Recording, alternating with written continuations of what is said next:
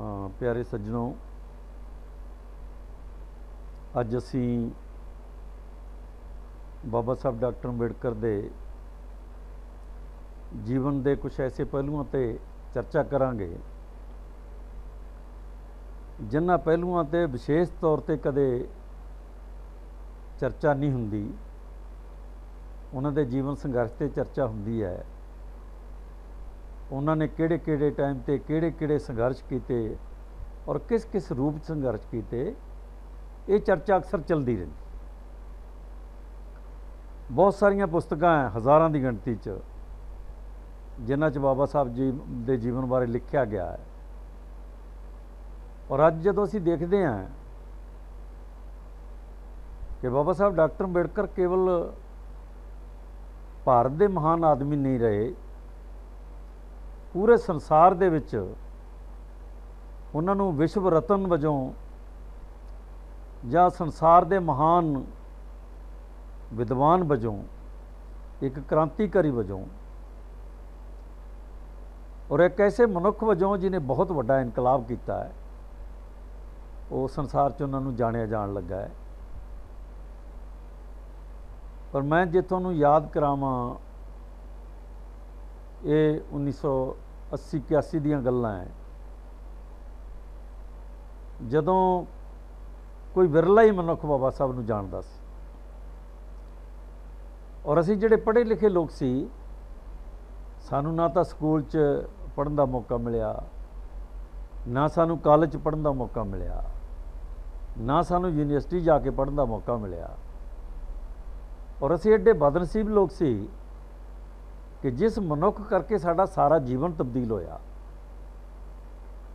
जिहदे करके असीं घर घाट वाले बने, जिहदे करके असीं विद्या हासिल की, जिहदे करके असीं नौकरियां ते लगे और बहुत बड़े बड़े अहुदियां ते पहुँचे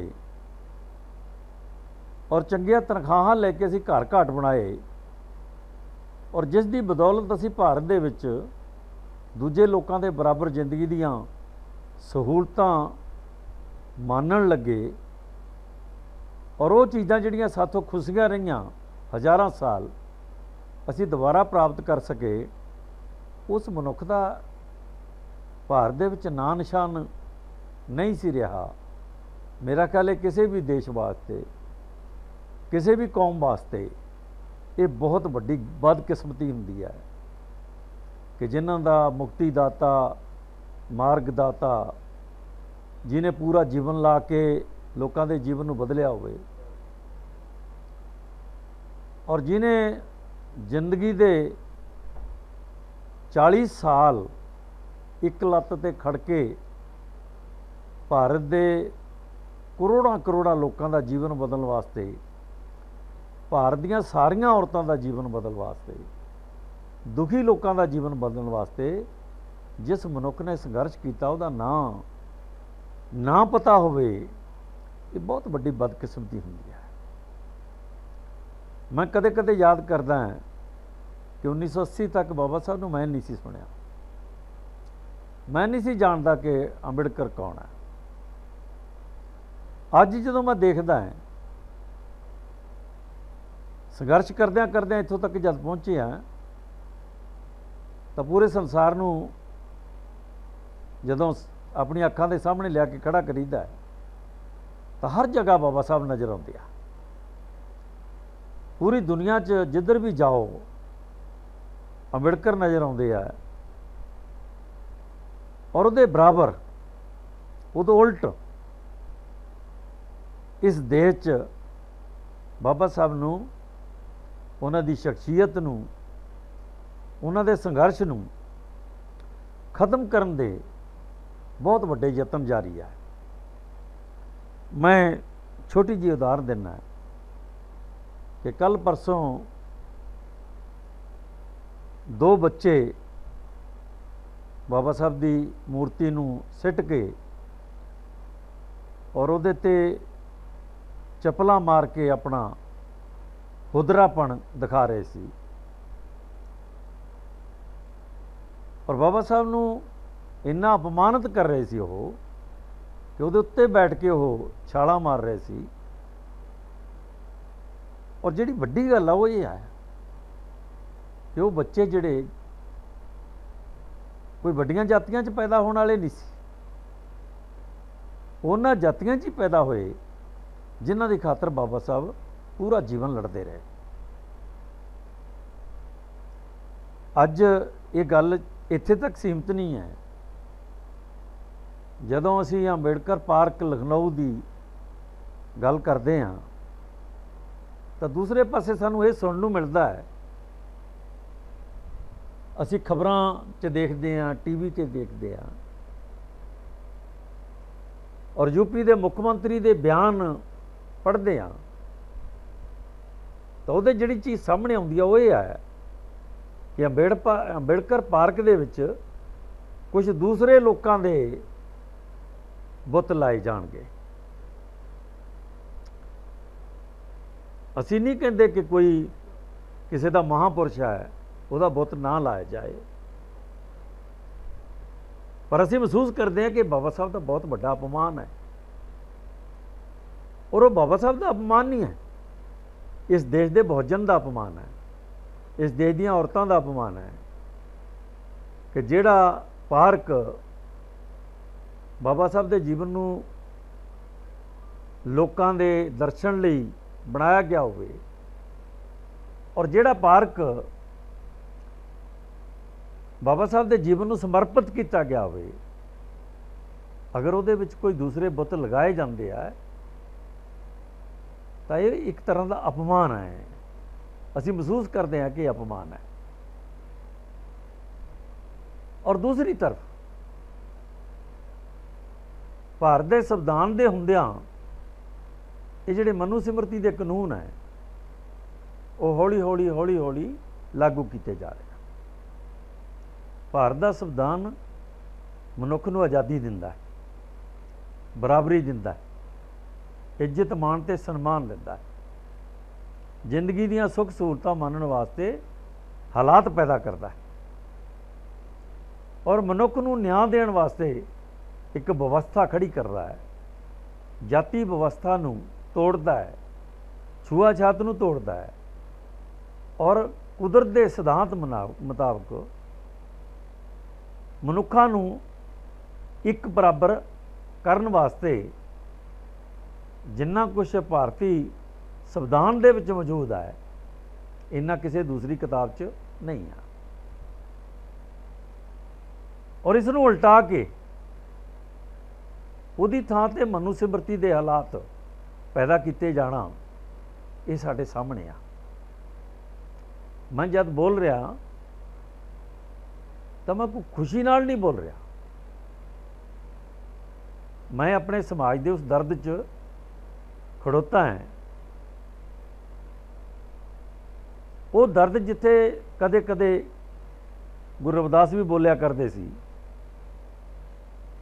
कि साडी दशा बहुत माड़ी सी, ये लोग सानू अपमानित करते, नीच कहते, ढेड़ कहते,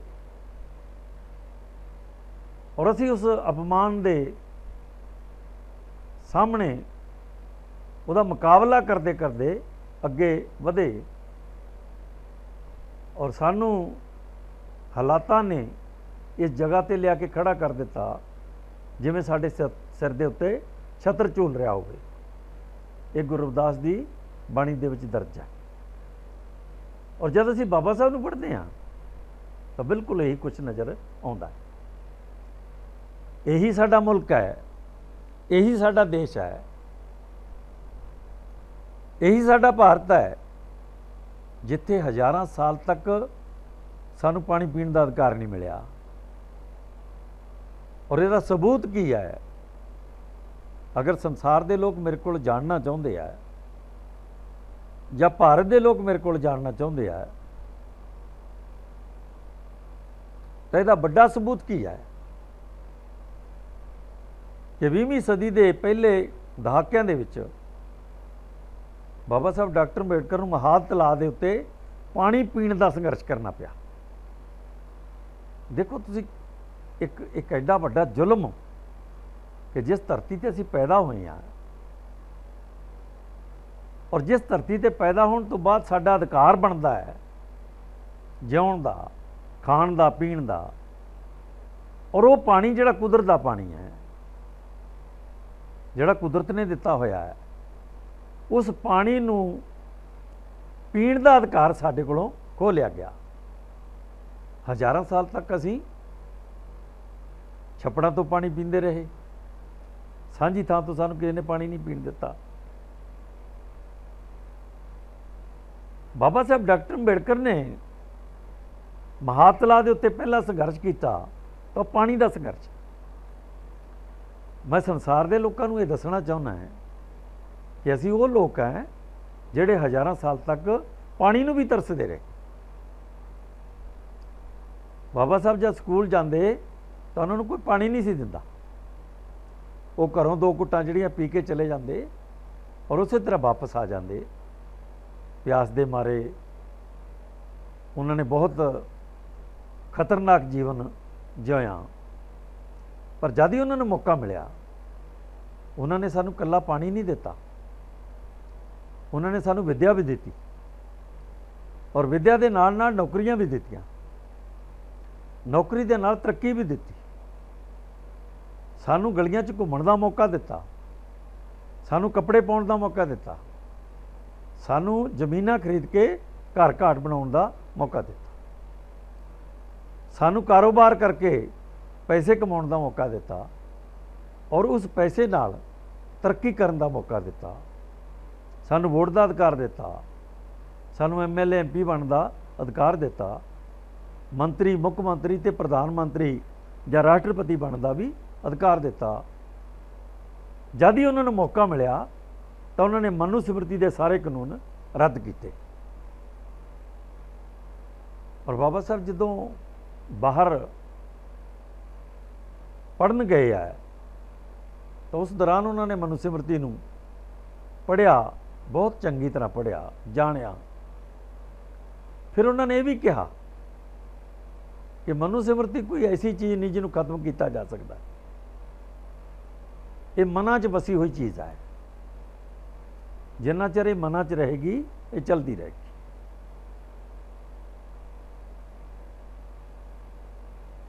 ਬਾਬਾ ਸਾਹਿਬ ਦਾ ਸਾਰਾ ਧਿਆਨ ਇਸ ਗੱਲ 'ਤੇ ਸੀ ਕਿ ਅਗਰ ਉਹਨਾਂ ਨੂੰ ਮੌਕਾ ਮਿਲਿਆ ਤਾਂ ਮਨੂ ਸਿਮਰਤੀ ਦਾ ਕੋਈ ਕਾਨੂੰਨ ਉਹ ਜਿਉਂਦਾ ਨਹੀਂ ਰਹਿਣ ਦੇਣਗੇ। 26 ਜਨਵਰੀ ਤੋਂ ਪਹਿਲਾਂ ਉਹਨਾਂ ਨੂੰ 3 ਸਾਲ ਭਾਰਤ ਦਾ ਸੰਵਿਧਾਨ ਬਣਾਉਣ ਦਾ ਮੌਕਾ ਮਿਲਿਆ ਤਾਂ ਉਹਨਾਂ ਨੇ ਮਨੂ ਸਿਮਰਤੀ ਦਾ ਇੱਕ ਇੱਕ ਹੁਕਮਨਾਮਾ ਜਿਹੜਾ ਉਹਨੂੰ ਰੱਦ ਕਰਕੇ, ਜਿਹੜਾ ਮਨੁੱਖੀ ਹੁਕਮਨਾਮੇ ਹੈ ਜਿੱਥੇ ਆਜ਼ਾਦੀ ਹੈ, ਬਰਾਬਰੀ ਹੈ, ਭਾਈਚਾਰਾ ਹੈ ਤੇ ਸਨਮਾਨ ਹੈ, ਉਸ ਤਰ੍ਹਾਂ ਦੇ ਹਾਲਾਤ ਪੈਦਾ ਕੀਤੇ। ਔਰ ਸਾਡੀ ਬਦਨਸੀਬੀ ਕੀ ਹੈ ਕਿ ਜਿਹੜੇ ਲੋਕ ਸਕੂਲ ਗਏ, ਕਾਲਜ ਗਏ, ਯੂਨੀਵਰਸਿਟੀ 'ਚ ਗਏ, ਪੜ੍ਹੇ ਲਿਖੇ, ਨੌਕਰੀ ਪਾਈ, ਜਿਹੜੇ MLA MP ਬਣੇ, ਮੰਤਰੀ ਬਣੇ, ਮੁੱਖ ਮੰਤਰੀ ਬਣੇ, ਰਾਸ਼ਟਰਪਤੀ ਬਣੇ, ਉਹਨਾਂ ਨੇ ਬਾਬਾ ਸਾਹਿਬ ਦਾ ਸੁਪਨਾ ਪੂਰਾ ਨਹੀਂ ਕੀਤਾ। ਸੁਪਨਾ ਪੂਰਾ ਕਰਨਾ ਤਾਂ ਦੂਰ ਦੀ ਗੱਲ ਹੈ, ਡਾਕਟਰ ਅੰਬੇਡਕਰ ਨੂੰ ਉਹਨਾਂ ਨੇ ਕਦੇ ਨਾ ਸੁਣਿਆ, ਨਾ ਪੜ੍ਹਿਆ, ਨਾ ਜਾਣਿਆ। ਜਿਸ ਮਨੁੱਖ ਨੇ ਸਾਡੀ ਤਕਦੀਰ ਬਦਲੀ ਉਹਨੂੰ ਭਾਰਤ ਦੇ ਲੋਕ ਨਹੀਂ ਜਾਣਦੇ ਸੀ। ਔਰ ਫਿਰ ਅਚਾਨਕ ਸਮਾਜ ਪਰਿਵਰਤਨ ਦੀ ਲਹਿਰ ਚੱਲੀ, ਜਿਹਨੂੰ ਕਾਂਸ਼ੀ ਰਾਮ ਜੀ, ਦੀਨਾ ਭਾਨਾ ਜੀ ਔਰ ਖਾਪੜੇ ਜੀ, ਉਹਨਾਂ ਤਿੰਨਾਂ ਨੇ ਸ਼ੁਰੂ ਕੀਤਾ।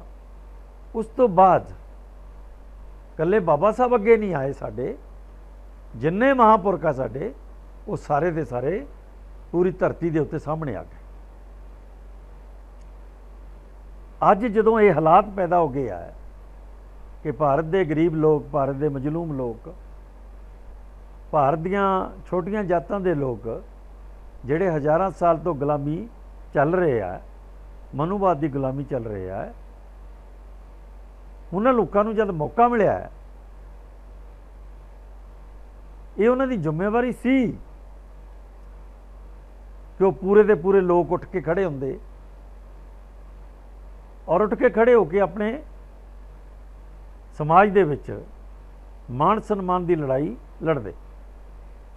अपने घर नूं, परिवार नूं, अपने गली महल्ले नूं, अपने पिंड नूं, अपने शहर नूं, अपनी बस्ती नूं जगाउंदे। चाहे सारे लोग नहीं भी उठे, 80 तो बाद ਲੱਖਾਂ ਬੰਦੇ ਉੱਠੇ ਜਿਨ੍ਹਾਂ ਨੇ ਆਪਣੇ ਪੁਰਖਿਆਂ ਦੀਆਂ ਵਾਰਾਂ ਗਾਈਆਂ, ਆਪਣੇ ਪੁਰਖਿਆਂ ਨੂੰ ਯਾਦ ਕੀਤਾ। ਔਰ ਉਹਨਾਂ ਦੇ ਇਸ ਸੰਘਰਸ਼ ਦਾ ਨਤੀਜਾ ਹੈ ਜਿਹੜਾ ਪਿਛਲੇ 30-40 ਸਾਲ ਦੇ ਸੰਘਰਸ਼ ਦਾ ਨਤੀਜਾ ਹੈ ਕਿ ਅੱਜ ਬਾਬਾ ਸਾਹਿਬ ਡਾਕਟਰ ਅੰਬੇਡਕਰ ਨੂੰ ਪੂਰੀ ਦੁਨੀਆ ਜਾਣਦੀ ਹੈ। ਹੁਣ ਸਵਾਲ ਇਹ ਹੈ ਕਿ ਡਾਕਟਰ ਅੰਬੇਡਕਰ ਨੂੰ ਪੂਰੀ ਦੁਨੀਆ ਜਾਣਦੀ ਹੈ, पर उन्होंने सुपने कौन पूरे करेगा? जिस मनुख ने भारत की औरत नूं आदमी के बराबर खड़ा किया, वो औरत अजे तक बाबा साहब नूं नहीं समझी। और वो लोग जिन्होंने अंबेडकर करके जिंदगी मिली, जिउणा मिलिया, खाना पीना मिलिया, पहनना मिलिया, घर घाट मिलिया, उन्होंने सारिया ने अपने जीवन वास्ते जानी बाबा साहब ने सारिया वास्ते संघर्ष किया, पर सारिया ने डॉक्टर अंबेडकर के सुपने वास्ते संघर्ष नहीं किया। अगर ये संघर्ष करते तो निश्चित ही दिल्ली के उत्ते इस देश के मूलवासी लोग है वो सत्ता च हुंदे। मैं जब बोल रहा तो मेरे सामने वो सुपने हैं जिहड़े बाबा साहब ने लए, जिहड़े साडे पुरखियां ने लए,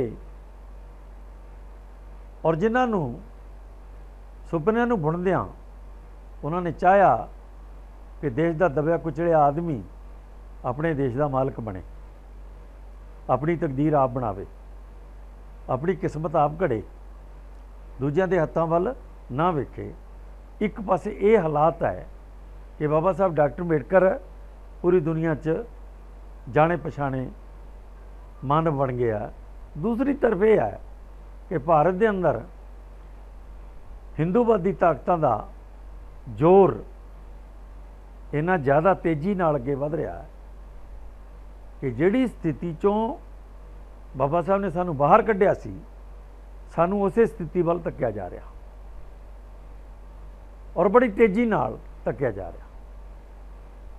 हैरानी की गल तो यह है कि सरकारी तंत्र की दुरवरतों करके लोगों को फिर वापस मनु के युग च लिजाया जा रहा। ये दो तरह के हालात है जिहदे नाल असीं जूझ रहे हैं।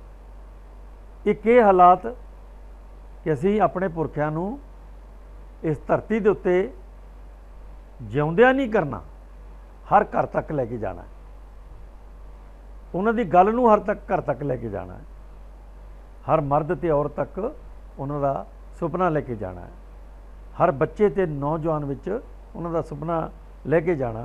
एक संघर्ष ये आ।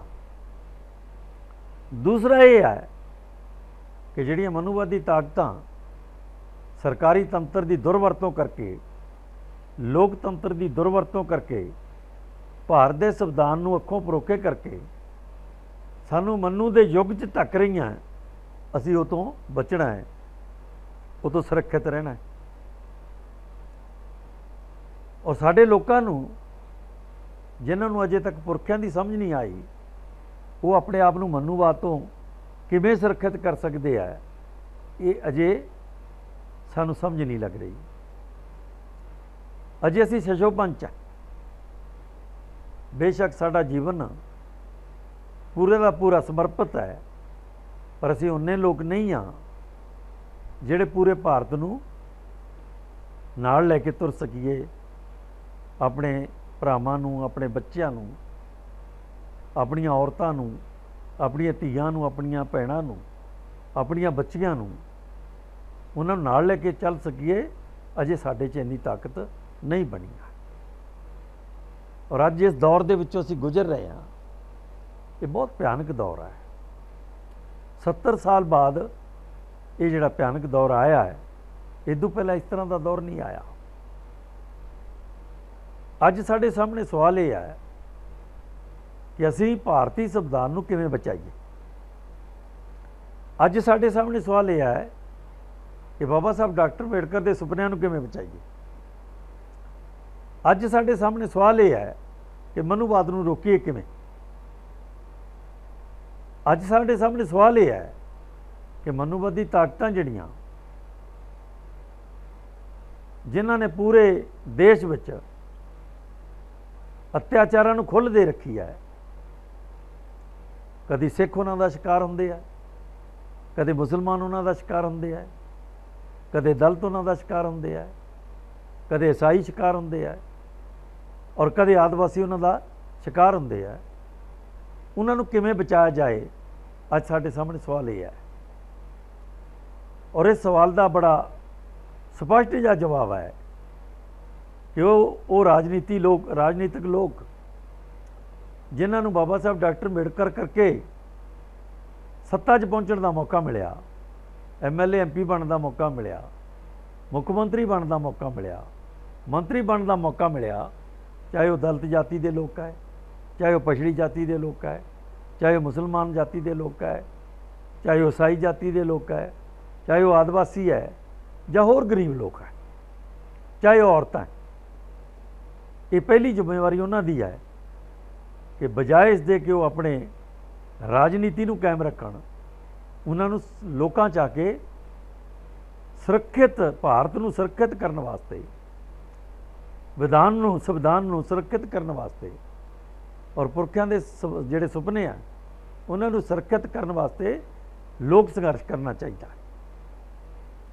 ਦੂਸਰਾ, ਜਿੰਨੇ ਲੋਕ ਨੌਕਰੀਆਂ ਲੱਗੇ,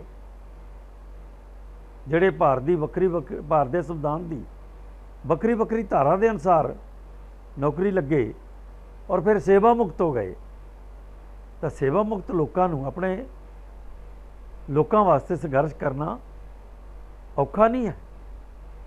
ਉਹਨਾਂ ਨੂੰ ਸਮਾਂ ਕੱਢਣਾ ਚਾਹੀਦਾ, ਉਹਨਾਂ ਨੂੰ ਆਪਣੇ ਲੋਕਾਂ ਦੀ ਖਾਤਰ ਖੜੇ ਹੋਣਾ ਚਾਹੀਦਾ, ਉਹਨਾਂ ਨੂੰ ਆਪਣੇ ਲੋਕਾਂ ਨੂੰ ਸੰਗਠਿਤ ਕਰਨ ਵਾਸਤੇ ਇੱਕ ਤਰ੍ਹਾਂ ਦੀ ਜੰਗ ਲੜਨੀ ਚਾਹੀਦੀ। ਔਰ ਜਿੱਥੋਂ ਤੱਕ ਰਚਨਾਵਾਂ ਦਾ ਸਵਾਲ ਹੈ, ਪੁਸਤਕਾਂ ਦਾ ਸਵਾਲ ਹੈ, ਜਦੋਂ ਕਿਸੇ ਕੌਮ ਦੇ ਵਿੱਚ ਵਿੱਦਿਆ ਪੜ੍ਹਨ ਵਾਲੇ ਲੋਕ ਕਾਇਮ ਹੋ ਜਾਣ, ਪੁਸਤਕਾਂ ਪੜ੍ਹਨ ਵਾਲੇ ਲੋਕ ਕਾਇਮ ਹੋ ਜਾਣ, ਉਹ ਗੁਲਾਮੀ ਤੋਂ ਬਾਹਰ ਨਿਕਲ ਜਾਂਦੇ ਆ। ਜਿਹੜੇ ਲੋਕ ਕਦੇ ਪੁਸਤਕ ਚੱਕ ਕੇ ਨਹੀਂ ਵੇਖਦੇ, ਕਦੇ ਕੋਈ ਚੰਗੀ ਪੁਸਤਕ ਪੜ੍ਹਦੇ ਨਹੀਂ ਹੈ, ਜਿਹੜੇ ਲੋਕ ਚਰਚਾ ਨਹੀਂ ਕਰਦੇ ਔਰ ਜਿਹੜੇ ਲੋਕ ਸਿਆਣਿਆਂ ਦੀਆਂ ਗੱਲਾਂ ਸੁਣਨ ਵਾਸਤੇ ਤਿਆਰ ਨਹੀਂ ਹੁੰਦੇ, ਗੁਲਾਬੀ 'ਚ ਪਏ ਰਹਿੰਦੇ ਆ ਔਰ ਨਰਕ ਭੋਗਦੇ ਰਹਿੰਦੇ ਆ। ਉਹਨਾਂ ਦਾ ਅਪਮਾਨ ਤੋਂ ਖਹਿੜਾ ਨਹੀਂ ਛੁੱਟਦਾ, ਅਪਮਾਨ ਹਮੇਸ਼ਾ ਉਹਨਾਂ ਦੇ ਨਾਲ ਵਗਦਾ ਰਹਿੰਦਾ ਹੈ। ਚਾਹੇ ਉਹ IAS ਹੋ ਜਾਣ, ਚਾਹੇ ਉਹ IPS ਹੋ ਜਾਣ, ਚਾਹੇ ਉਹ ਮੰਤਰੀ ਸੰਤਰੀ ਹੋ ਜਾਣ, ਉਹ ਕੁਛ ਵੀ ਹੋ ਜਾਣ, ਜਾਤੀ ਅਪਮਾਨ ਉਹਨਾਂ ਦਾ ਖਹਿੜਾ ਨਹੀਂ ਛੱਡਦਾ। ਇਹ ਜਾਤੀ ਜਿਹੜੀ ਹੈ ਇਹ ਮਨੁੱਖ ਨੇ ਬਣਾਈ ਹੈ। ਜਿਨ੍ਹਾਂ ਲੋਕਾਂ ਨੇ ਜਾਤੀ ਬਣਾਈ ਹੈ ਉਹਨੂੰ ਫਾਇਦਾ ਹੋਇਆ, ਤੇ ਜਿਨ੍ਹਾਂ ਲੋਕਾਂ ਦੇ ਉੱਤੇ ਜਾਤੀ ਥੋਪੀ ਗਈ ਹੈ ਉਹਨਾਂ ਦਾ ਬਹੁਤ ਨੁਕਸਾਨ ਹੋਇਆ। ਅਸੀਂ ਉਹ ਲੋਕ ਹਾਂ ਜਿਨ੍ਹਾਂ ਦੇ ਉੱਤੇ ਜਾਤੀ ਥੋਪੀ ਗਈ ਹੈ, ਜਿਨ੍ਹਾਂ ਦੇ ਉੱਤੇ ਇਹਨੂੰ ਬਿਠਾ ਦਿੱਤਾ ਗਿਆ ਹੈ, ਦਿਮਾਗਾਂ 'ਚ ਉਤਾਰ ਦਿੱਤਾ ਗਿਆ ਹੈ, ਤਾਂ ਜਿਹਦਾ ਨੁਕਸਾਨ ਹੋਵੇ ਉਹਨੂੰ ਉਹ ਛੱਡਣੀ ਚਾਹੀਦੀ ਹੈ। ਜਿਹੜੀ ਚੀਜ਼ ਦਾ ਨੁਕਸਾਨ ਹੈ ਉਹ ਚੀਜ਼ ਜੇਬ 'ਚ ਪਾ ਕੇ ਕਿਉਂ ਰੱਖੀ ਜਾਵੇ, ਉਹ ਆਪਣੇ ਗਲ 'ਚ ਲਟਕਾ ਕੇ ਕਿਉਂ ਰੱਖੀ ਜਾਵੇ। ਰੱਖੇ ਉਹ ਜਿਹਨੂੰ ਫਾਇਦਾ ਹੁੰਦਾ ਹੈ, ਸਾਨੂੰ ਤਾਂ ਨੁਕਸਾਨ ਹੋਇਆ, ਤਾਂ ਸਾਨੂੰ ਜਾਤੀ ਛੱਡ ਕੇ ਆਪਣੇ ਭਰਾਵਾਂ ਨਾਲ, ਆਪਣੀਆਂ ਬਸਤੀਆਂ ਦੇ ਲੋਕਾਂ ਨਾਲ ਬੈਠ ਕੇ ਖਾਣਾ ਚਾਹੀਦਾ ਹੈ, ਉਹਨਾਂ ਨਾਲ ਬੈਠ ਕੇ ਜ਼ਿੰਦਗੀ ਦੇ ਦੁੱਖ ਸੁੱਖ ਸਾਂਝੇ ਕਰਨੇ ਚਾਹੀਦੇ ਹੈ। ਇਹ ਬਾਬਾ ਸਾਹਿਬ ਦਾ ਸੁਪਨਾ ਹੈ, ਇਹ ਭਗਵਾਨ ਬੁੱਧ ਦਾ ਸੁਪਨਾ ਹੈ, ਇਹ ਗੁਰੂ ਰਵਿਦਾਸ ਦਾ ਸੁਪਨਾ ਹੈ, ਇਹ ਸਤਿਗੁਰੂ ਕਬੀਰ ਦਾ ਸੁਪਨਾ ਹੈ, ਇਹ ਮਹਾਤਮਾ ਜੋਤੀ ਰਾਓ ਫੂਲੇ ਦਾ ਸੁਪਨਾ ਹੈ, ਇਹ ਸ਼ਾਹੂ ਮਹਾਰਾਜ ਦਾ ਸੁਪਨਾ ਹੈ, ਇਹ ਸਾਡੇ ਪੁਰਖਿਆਂ ਦਾ ਸੁਪਨਾ ਹੈ। ਔਰ ਪੁਰਖਿਆਂ ਦੇ ਸੁਪਨੇ ਹਵਾਵਾਂ 'ਚ ਪੂਰੇ ਨਹੀਂ ਹੁੰਦੇ, ਜੰਗ ਲੜਨੀ ਪੈਂਦੀ ਹੈ, ਸੰਘਰਸ਼ ਕਰਨਾ ਪੈਂਦਾ। ਆਪਣੇ ਘਰ ਦੀਆਂ ਦੁੱਖ ਸੁੱਖ ਦੀਆਂ ਜਿਹੜੀਆਂ ਹਾਲਾਤਾਂ ਹੈ ਉਹਨਾਂ ਦੇ ਵਿੱਚੋਂ ਸਮਾਂ ਕੱਢਣਾ ਪੈਂਦਾ ਹੈ। ਆਪਣੀਆਂ ਖੁਸ਼ੀਆਂ ਗਾਉਣੀਆਂ ਪੈਂਦੀਆਂ ਹੈ। समाज की खातर, अपने लोगों की खातर, सन्मान की खातर, इज्जत मान की खातर खुशियां नूं कुर्बान करना पैंदा। साडे पुरखियां ने वो कुछ किया। साडे पुरखियां ने परिवार नहीं पाले, साडे पुरखियां ने समाज की खातर संघर्ष किया। अगर साडे पुरखियां ने संघर्ष किया तो असीं अज इत्थों तक पहुँच गए हैं। अगर असीं संघर्ष करांगे तो साडे बच्चे आ जिहड़े वो मान सन्मान नाल जरूर जिउणगे, गुलाम नहीं रहणगे, वो जाति दे विच फसे नहीं रहणगे, जाति तो मुक्त हो जाणगे। तो सानू संघर्ष करना चाहिए है। यही बाबा साहब का सुपना है। अगर बाबा साहब संघर्ष ना करते, ज्योतिराव फूले संघर्ष ना करते, दादी मां सवित्री बाई संघर्ष ना करती, अगर साडा राजा शाहू छत्रपति संघर्ष ना करता तो अज असीं इत्थों तक ना पहुँचते। असीं जिउण दे काबिल नहीं सी होना, असीं पढ़न दे काबिल नहीं सी होना, असीं नौकरियां पाउण दे काबिल नहीं सी होना, असीं घर घाट बनाउण दे काबिल नहीं सी होना, असीं लोकां दे बराबर तुरन दे काबिल नहीं सी होना। सानू किसी ने सड़कां ते नहीं निकल देना सी।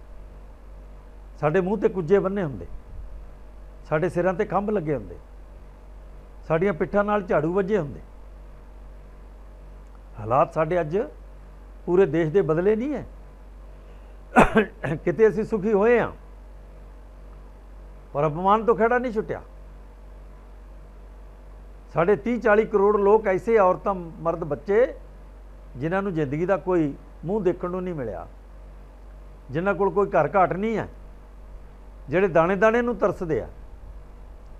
असीं वो लोग हैं जिन्हां दियां बहुत सारियां पीढ़ियां अज भी चूहे मार के खाण लई मजबूर है। उन्हां कोल कणक नहीं खाण नूं, उन्हां कोल आटा नहीं है खाण नूं, उन्हां कोल चौल खाण नूं नहीं है। वो चूहे पालन निकलते है, कोई 2-4 चूहे मार के उहदा खा के वो अपना पेट पाल के चलते है। अज भी भारत दे विच वो जिउंदे आ। अज 10-15-20 करोड़ लोग ऐसे है जिन्हां कोल कोई घर नहीं है, जिहड़े टप्परियां च रहिंदे आ, छन्ना च रहिंदे आ, और जिन्हां दे छन्ना नूं, टप्परियां नूं, झुग्गियां नूं, झौंपड़ियां नूं किसी वेले भी कोई आके जला दिंदा है और पता नहीं किन्ने लोग उहदे च मारे जांदे आ। अज भी साडी हालत है। असीं अक्खां मीच के जिउ नहीं सकते, असीं कन्न बंद करके जिउ नहीं सकते, असीं जबान बंद करके जिउ नहीं सकते, असीं सिर्फ अपना पेट भर के जिउ नहीं सकते, असीं चंगियां सहूलतां मान के जिहड़ी जिउने आ जिंदगी, ये कल्ली इन्नी जिंदगी नहीं है। जिंदगी का अर्थ इन्ना ही नहीं है।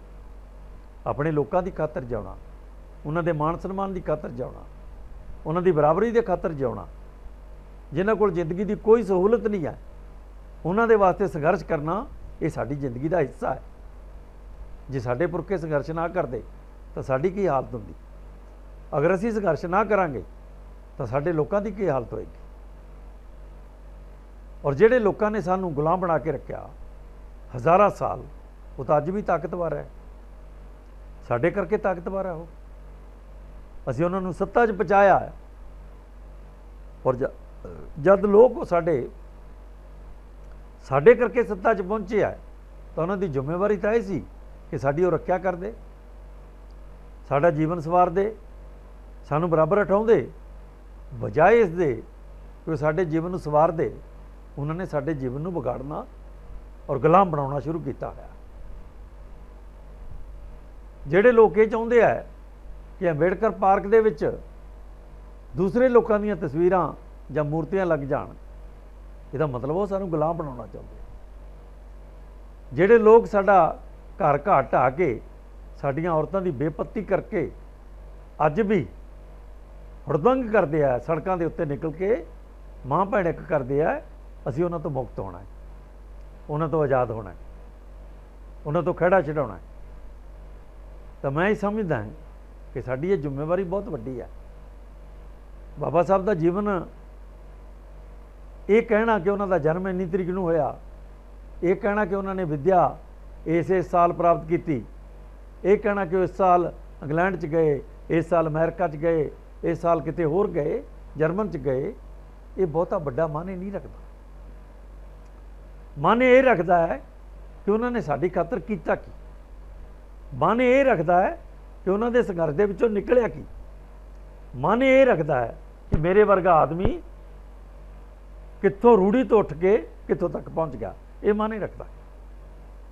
और इस तो भी बड़ी गल माने ये रखती है कि जब बाबा साहब डॉक्टर अंबेडकर की बदौलत मैं एक रूढ़ी के ढेर तो उठ के इत्थों तक आया, तो मेरी जिम्मेवारी बनती है कि जेडे अजे भी रूढ़ियां ते बैठे आ उन्होंने उठा के बराबर खड़े करा।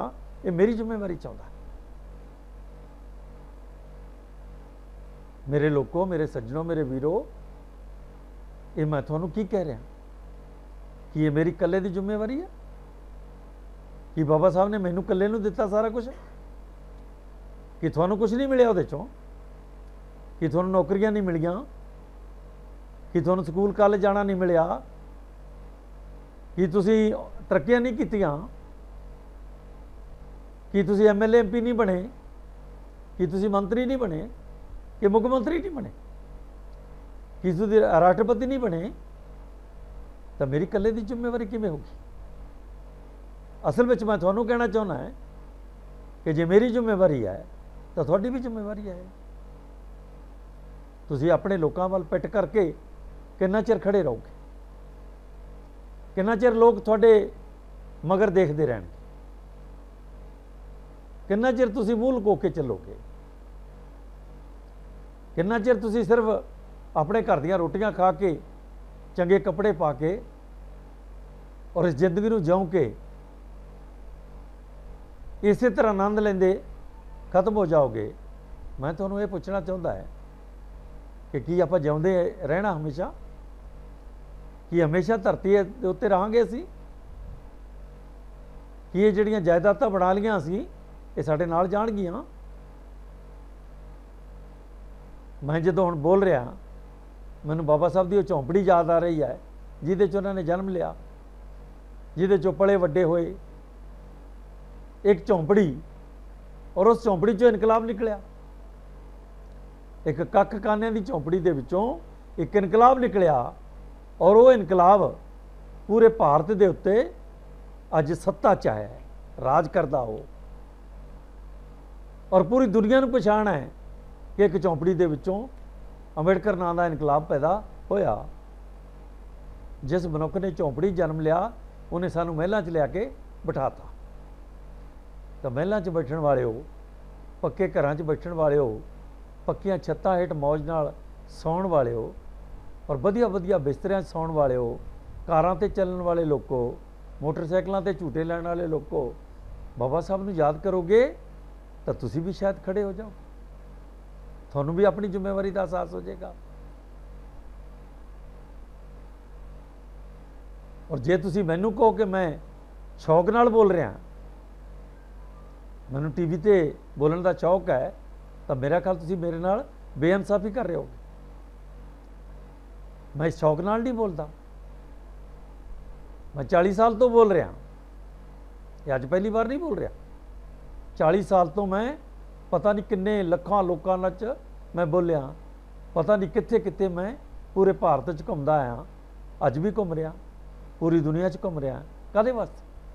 मैनू अपनी जिम्मेवारी का एहसास हो गया। मैनू ये पता लग गया कि जिन्ना चिर बाबा साहब डॉक्टर अंबेडकर ने पानी पीने का संघर्ष नहीं किया, सानू किसी ने पानी नहीं दिता। असी वो छप्पड़ां चों पानी पींदे रहे जिन्हां छप्पड़ां दे विच लोकां दी गंदगी घुलदी है, जिन्हां च गोहा घुलदा है, जिन्हां च पशुआं दा मूत घुलदा है, असी उस छप्पड़ां दे उत्तों पानी पींदे रहे। ये एहसास है मैनू। मैं अपने लोगों को देखता रहा सब कुछ, मैं पूरे भारत च घूमदा है, ये सब कुछ वेखदा है, तद मैनू याद आउंदा है कि जिहड़ी बाबा साहब का सुपना सी वो अजे पूरा नहीं होया। जिन्ना सुपना असी पूरा कर लिया ये तो बहुत थोड़ा है, ये तो बहुत छोटा है। अगर सानू जिउण की आज़ादी मिली है तो बाकियों की आज़ादी वास्ते कौन लड़ेगा? बाकियों के मान सन्मान वास्ते कौन लड़ेगा? बाकियों के घर घाट वास्ते कौन लड़ेगा? मनु सिमरती के खिलाफ कौन लड़ेगा? मनु ਦੀਆਂ ਤਾਕਤਾਂ ਦੇ ਖਿਲਾਫ ਕੌਣ ਲੜੇਗਾ? ਅਤਿਆਚਾਰੀ ਹੱਥ ਆ ਜਿਹੜੇ, ਉਹਨਾਂ ਨੂੰ ਕੌਣ ਰੋਕੇਗਾ? ਜਿਹੜੇ ਘਰ ਢਾਉਂਦੇ ਆ, ਬਲਾਤਕਾਰ ਕਰਦੇ ਆ, ਅੱਗਾਂ ਲਾਉਂਦੇ ਆ, ਔਰ ਫਿਰ ਨੱਚਦੇ ਆ ਮੂਹਰੇ ਖੜੇ ਹੋ ਕੇ, ਕੌਣ ਰੋਕੇਗਾ ਉਹਨਾਂ ਨੂੰ? ਕੀ ਇਹ ਤਮਾਸ਼ਾ ਚੱਲਦਾ ਰਹੇਗਾ? ਕੀ ਤੁਸੀਂ ਇਹਨੂੰ ਬਰਦਾਸ਼ਤ ਕਰਦੇ ਰਹੋਗੇ, ਜਾਂ ਇਹ ਸੋਚਦੇ ਰਹੋਗੇ ਕਿ ਸਾਡੇ ਘਰ ਤਾਂ ਅੱਗ ਨਹੀਂ ਲੱਗੀ ਵੀ, ਜਿਨ੍ਹਾਂ ਦੇ ਲੱਗੀ ਆਪੇ ਨਿਪਟਣ? ਤਾਂ ਅੱਗ ਤਾਂ ਬਾਬਾ ਸਾਹਿਬ ਦੇ ਘਰ ਵੀ ਨਹੀਂ ਲੱਗੀ ਸੀ, ਪਰ ਉਹਨਾਂ ਨੇ ਨਿਪਟਿਆ। ਉਹਨਾਂ ਨੇ ਮਨੂ ਨਾਲ ਨਿਪਟਿਆ, ਔਰ ਇੰਨੀ ਅੱਛੀ ਤਰ੍ਹਾਂ ਨਿਪਟਿਆ ਕਿ 70 ਸਾਲਾਂ 'ਚ ਅਸੀਂ ਰੂੜੀ ਤੇ ਕਚਰਿਆਂ ਦੇ ਢੇਰ 'ਚੋਂ ਉੱਠ ਕੇ ਦਿੱਲੀ ਤੱਕ ਪਹੁੰਚ ਗਏ। ਇੰਨੀ ਅੱਛੀ ਤਰ੍ਹਾਂ ਬਾਬਾ ਸਾਹਿਬ ਨੇ ਨਿਪਟਿਆ। ਜਦ ਉਹ ਇਕੱਲੇ ਮਨੁੱਖ ਐਡਾ ਵੱਡਾ ਪਰਿਵਰਤਨ ਕਰ ਸਕਦੇ ਆ, ਸਾਨੂੰ ਤਾਂ ਉਹਨੇ ਕਰੋੜਾਂ ਦੀ ਗਿਣਤੀ 'ਚ ਪੈਦਾ ਕਰਤਾ। ਅਸੀਂ ਅੱਜ ਜ਼ਿੰਦਗੀ ਦੀਆਂ ਸੁੱਖ ਸਹੂਲਤਾਂ ਲੈ ਕੇ ਬਾਦਸ਼ਾਹ ਬਣ ਕੇ ਚੱਲਦੇ ਹਾਂ, ਸ਼ਹਿਨਸ਼ਾਹ ਬਣ ਕੇ ਚੱਲਦੇ ਹਾਂ, ਪਰ ਬਾਦਸ਼ਾਹੀ ਕਾਹਦੀ ਬਾਦਸ਼ਾਹੀ ਹੈ ਸਾਡੀ, ਜਦ ਇਹ ਦੇਸ਼ 'ਚ ਸਨਮਾਨ ਨਹੀਂ ਹੈ ਤੁਹਾਡਾ? ਇਹ ਕਾਹਦੀ ਬਾਦਸ਼ਾਹੀ ਹੈ ਕਿ ਤੁਹਾਡੀਆਂ ਔਰਤਾਂ ਨਾਲ ਅੱਜ ਵੀ ਬਲਾਤਕਾਰ ਹੁੰਦੇ ਆ? ਇਹ ਕਾਹਦੀ ਬਾਦਸ਼ਾਹੀ ਹੈ ਕਿ ਤੁਹਾਡੀਆਂ 2-2 ਸਾਲ ਦੀਆਂ ਬੱਚੀਆਂ ਜਿਹੜੀਆਂ, ਉਹਨਾਂ ਨਾਲ ਬਲਾਤਕਾਰ ਕਰਕੇ ਉਹਨਾਂ ਨੂੰ ਮੌਤ ਦੇ ਘਾਟ ਉਤਾਰ ਦਿੱਤਾ ਜਾਂਦਾ ਹੈ? ਇਹ ਕਾਹਦੀ ਬਾਦਸ਼ਾਹੀ ਹੈ ਕਿ ਜਿਹੜੀ ਬਸਤੀ ਮਰਜ਼ੀ ਕੋਈ ਆ ਕੇ ਢਾਹ ਦਿੰਦਾ ਹੈ, ਔਰ ਜਿਹੜੀ ਬਸਤੀ ਨੂੰ ਆ ਕੇ ਮਰਜ਼ੀ ਕੋਈ ਅੱਗ ਲਾ ਦਿੰਦਾ ਹੈ, ਔਰ ਜਿਹੜੀ ਬਸਤੀ ਦੀਆਂ ਔਰਤਾਂ ਹੈ ਉਹਨਾਂ ਨੂੰ ਆ ਕੇ ਹੱਥ ਪੈਰ ਕੱਟ ਦਿੰਦਾ ਹੈ? ਇਹ ਕਾਹਦੀ ਬਾਦਸ਼ਾਹੀ ਹੈ? ਕਿਸ ਗੱਲ ਦੀ ਬਾਦਸ਼ਾਹੀ ਹੈ? ਸੋ ਮੇਰੇ ਵੀਰੋ, ਮੈਂ ਅੱਜ ਦੇ ਇਸ ਦਿਨ 'ਤੇ ਜਦ ਮੈਂ ਥੋੜ੍ਹਾ ਸੰਦੇਸ਼ ਤੁਹਾਨੂੰ ਦੇਣਾ ਚਾਹਿਆ ਕ੍ਰਾਂਤੀ ਟੀਵੀ ਰਾਹੀਂ, ਅੱਜ ਕ੍ਰਾਂਤੀ ਟੀਵੀ ਵਾਲਿਆਂ ਨੇ ਸਮਾਂ ਕੱਢਿਆ, ਔਰ ਮੈਂ ਉਹਨਾਂ ਦਾ ਧੰਨਵਾਦੀ ਹਾਂ ਕਿ ਉਹਨਾਂ ਨੇ ਮੈਨੂੰ ਬੋਲਣ ਦਾ ਮੌਕਾ ਦਿੱਤਾ ਹੈ। ਔਰ ਇਹ ਸਾਡਾ ਟੀਵੀ ਹੈ। ਜਿਨ੍ਹਾਂ ਲੋਕਾਂ ਨੂੰ ਬੋਲਣ ਨਹੀਂ ਦਿੱਤਾ ਜਾਂਦਾ ਸੀ, ਉਹ ਆਪਣੇ ਟੀਵੀ 'ਤੇ ਬੋਲ ਰਹੇ ਆ। ਜਿਨ੍ਹਾਂ ਲੋਕਾਂ ਨੂੰ ਬਰਾਬਰ ਨਹੀਂ ਸੀ ਬੈਠਣ ਦਿੱਤਾ ਜਾਂਦਾ, ਉਹ ਸੋਫਿਆਂ 'ਤੇ ਬੈਠ ਕੇ ਬੋਲ ਰਹੇ ਆ। ਔਰ ਜਿਨ੍ਹਾਂ ਲੋਕਾਂ ਨੂੰ ਜ਼ਿੰਦਗੀ ਦੇ ਕਚਰੇ ਦੇ ਢੇਰ 'ਤੇ ਸਿੱਟ ਦਿੱਤਾ ਗਿਆ, ਅੱਜ ਉਹ ਕਾਰਾਂ 'ਤੇ ਬੈਠੇ ਆ। ਅੱਜ ਉਹਨਾਂ ਦੇ ਘਰ ਘਾਟ ਆ ਜਿਹੜੇ, ਉਹ ਇੰਨੇ ਸ਼ਾਨਦਾਰ ਹੈ ਕਿ ਵੱਡੇ ਵੱਡੇ ਲੋਕ ਆ ਜਿਹੜੇ ਉਹਨਾਂ ਦਾ ਮੁਕਾਬਲਾ ਕਰਦੇ ਆ ਉਹ। ਪਰ ਸਵਾਲ ਇਹ ਹੈ ਕਿ ਇਸ ਦੇ ਬਾਵਜੂਦ ਵੀ ਕੀ ਪੂਰਾ ਦੇਸ਼ ਬਦਲ ਗਿਆ? ਪੂਰੇ ਦੇਸ਼ ਦੇ ਲੋਕ ਬਦਲ ਗਏ? ਕੀ ਅਪਮਾਨ ਬਦਲ ਗਿਆ? ਕੀ ਲੋਕਾਂ ਨੇ ਬਲਾਤਕਾਰ ਕਰਨੇ ਛੱਡ ਦਿੱਤੇ? ਕੀ ਲੋਕ ਸਾਨੂੰ ਬਰਾਬਰ ਮੰਨਣ ਲੱਗ ਗਏ? ਕੀ ਸਾਡੀਆਂ ਬਸਤੀਆਂ ਨਹੀਂ ਜਲਾਈਆਂ ਜਾਂਦੀਆਂ? ਕੀ ਸਾਨੂੰ ਸੜਕਾਂ 'ਤੇ ਸੁੱਟ ਕੇ ਜਲਾਇਆ ਨਹੀਂ ਜਾਂਦਾ? ਕੀ ਸਾਡੀਆਂ ਬੱਚੀਆਂ ਨਾਲ ਸਬੂਕ ਬਲਾਤਕਾਰ ਨਹੀਂ ਹੁੰਦੇ? ਕੀ ਸਾਡੀ ਸੁਣਾਈ ਹੁੰਦੀ ਹੈ? ਕਿ ਇਸ ਦੇਸ਼ ਦਾ ਕਾਨੂੰਨ ਸਾਡੀ ਸੁਣਾਈ ਕਰਦਾ? ਕੀ ਸਾਡੀ ਸੁਰੱਖਿਆ ਕੀਤੀ ਜਾਂਦੀ ਹੈ? ਇਹ ਭਾਰਤ ਦੇ ਸੰਵਿਧਾਨ ਦੇ ਹੋਣ ਦੇ ਬਾਵਜੂਦ ਵੀ ਅਸੀਂ ਗੁਲਾਮ ਕਿਉਂ ਹਾਂ? ਕਿਉਂਕਿ ਅਸੀਂ ਗੁਲਾਮ ਰਹਿਣਾ ਪਸੰਦ ਕਰਦੇ ਹਾਂ। ਇਹ ਸਾਡੇ ਹੱਡਾਂ 'ਚ ਰਚੀ ਹੋਈ ਗੁਲਾਮੀ। ਅਸੀਂ ਆਜ਼ਾਦੀ ਵਾਸਤੇ ਨਹੀਂ ਜਿਉਣਾ ਚਾਹੁੰਦੇ, ਗੁਲਾਮੀ ਵਾਸਤੇ ਜਿਉਣਾ ਚਾਹੁੰਦੇ ਹਾਂ। ਪਰ ਮੈਂ ਤੁਹਾਨੂੰ ਇਹ ਬੇਨਤੀ ਕਰਨਾ ਚਾਹੁੰਦਾ ਕਿ ਕਿੰਨਾ ਕੁ ਚਿਰ ਸਿਰ ਸੁੱਟ ਕੇ ਜਿਉਂਦੇ ਰਹੋਗੇ? ਕਿੰਨਾ ਚਿਰ ਗੁਲਾਮੀ ਝੱਲਦੇ ਰਹੋਗੇ? ਕਿੰਨਾ ਚਿਰ ਆਪਣੇ ਦੇਸ਼ ਨੂੰ ਆਪਣੇ ਹੱਥਾਂ ਨਾਲ ਨਹੀਂ ਸਵਾਰੋਗੇ? ਕਿੰਨਾ ਚਿਰ ਇਹ ਦੇਸ਼ ਜਿਹੜਾ ਤੁਹਾਡੇ ਮੂੰਹ ਵੱਲ ਵੇਖਦਾ ਰਹੇਗਾ? ਤਾਂ ਮੇਰੇ ਵੀਰੋ, ਮੇਰੀ ਭੈਣੋ, ਮੇਰੇ ਬੱਚਿਓ, ਬਾਬਾ ਸਾਹਿਬ ਨੂੰ ਯਾਦ ਕਰਿਆ ਕਰੋ, ਪੁਰਖਿਆਂ ਨੂੰ ਯਾਦ ਕਰਿਆ ਕਰੋ। ਤੁਹਾਡੇ ਪੁਰਖਿਆਂ ਵਰਗਾ ਦੁਨੀਆ ਤੇ ਕੋਈ ਨਹੀਂ ਜੰਮਿਆ। ਤੁਹਾਡੇ ਪੁਰਖਿਆਂ ਦੇ ਬਰਾਬਰ ਕੋਈ ਨਹੀਂ ਜੰਮਿਆ, ਔਰ ਤੁਹਾਡੇ ਪੁਰਖਿਆਂ ਜਿੰਨਾ ਸੰਘਰਸ਼ ਵੀ ਕਿਸੇ ਨਹੀਂ ਕੀਤਾ, ਔਰ ਤੁਹਾਡੇ ਪੁਰਖਿਆਂ ਦੇ ਬਰਾਬਰ ਮਹਾਨ ਵੀ ਕੋਈ ਨਹੀਂ, ਔਰ ਇਦੋਂ ਜ਼ਿਆਦਾ ਕੋਈ ਉੱਚਾ ਨਹੀਂ ਹੋ ਸਕਦਾ। ਤੁਹਾਡੇ ਪੁਰਖੇ ਦੁਨੀਆ ਦੇ ਸਭ ਤੋਂ ਮਹਾਨ ਲੋਕ ਹੈ, ਔਰ ਅਸੀਂ ਦੁਨੀਆ ਦੇ ਸਭ ਤੋਂ ਨੀਚ ਲੋਕ ਹੈ, ਨੀਵੇਂ ਲੋਕ ਹੈ। ਤਾਂ ਮੈਂ ਬੇਨਤੀ ਕਰਦਾ ਹੋਇਆ ਕਿ ਆਓ ਆਪਾਂ ਰਲ ਮਿਲ ਕੇ ਸੰਘਰਸ਼ ਕਰੀਏ, ਇਹ ਜਾਤੀਆਂ ਦਾ ਕੋੜ ਛੱਡ ਗਏ ਔਰ ਮਨੂਵਾਦੀ ਅਤਿਆਚਾਰ ਦੇ ਨਾਲ ਨਿਪਟ ਗਏ, ਸੰਵਿਧਾਨ ਦੇ ਨਾਲ ਨਿਪਟ ਗਏ। ਜੋ ਸੰਵਿਧਾਨ ਅਧਿਕਾਰ ਦਿੰਦਾ ਹੈ ਉਹਨਾਂ ਅਧਿਕਾਰਾਂ ਨਾਲ ਨਿਪਟ ਗਏ। ਇਹਨਾਂ ਗੱਲਾਂ ਨਾਲ ਹੀ ਇਹ ਮੰਨਦਾ ਹੋਇਆ ਕਿ ਤੁਸੀਂ ਜ਼ਰੂਰ ਉੱਠ ਕੇ ਖੜੇ ਹੋਗੇ ਆਪਣੇ ਦੇਸ਼ ਖਾਤਰ, ਆਪਣੇ ਲੋਕਾਂ ਖਾਤਰ ਔਰ ਆਪਣੇ ਉਸ ਸਮਾਜ ਦੀ ਖਾਤਰ ਜਿਹੜਾ ਹਜ਼ਾਰਾਂ ਸਾਲਾਂ ਤੋਂ ਗੁਲਾਮ ਹੈ। ਇਹਨਾਂ ਸ਼ਬਦਾਂ ਨਾਲ ਮੈਂ ਤੁਹਾਡਾ ਧੰਨਵਾਦ ਕਰਦਾ ਹੋਇਆ ਰਜਾ ਲੈਣਾ ਹੈ। ਜੈ ਭੀਮ, ਜੈ ਭਾਰਤ, ਨਮੋ ਬੁੱਧਾ, ਜੈ ਗੁਰਦੇਵ।